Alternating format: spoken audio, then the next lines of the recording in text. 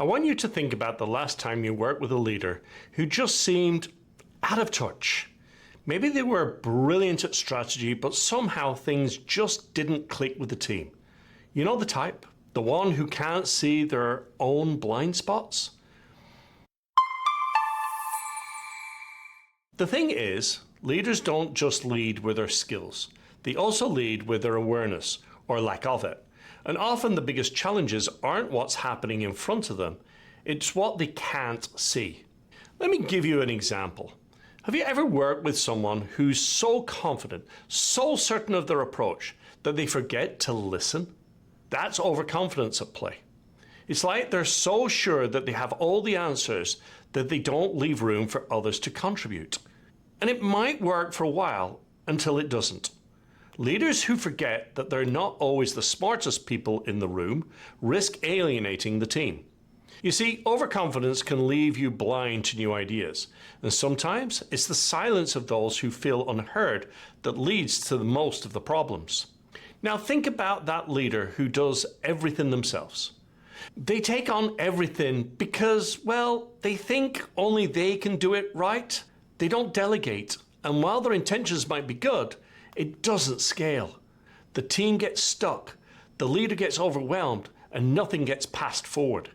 Delegation isn't a weakness, it's a strength. A strong leader knows when to step back and let the team take ownership. And then there's a leader who's really great at numbers, but when it comes to reading the room, they just miss it. Ever had a boss who was so focused on the results that they completely ignored the emotions of the team? Emotional intelligence matters more than you realize.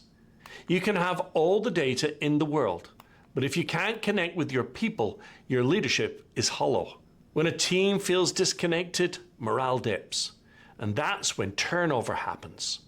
Finally, avoiding conflict. It's something most leaders struggle with. We've all seen it, a problem bubbling under the surface, and the leader just, well, ignores it. But ignoring it doesn't make it disappear. In fact, it often makes things worse. Addressing conflict head-on takes courage. When leaders step in early and address issues directly, they build trust with their teams and prevent bigger problems down the line. Leadership isn't about perfection.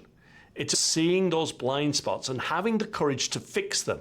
If you can be aware of your weaknesses and make adjustments, you'll not only grow as a leader, but you'll create an environment where your team can grow also. So I want you to ask yourself, what blind spots do you need to face? Because when you can see them, you can fix them. And that's where real leadership begins.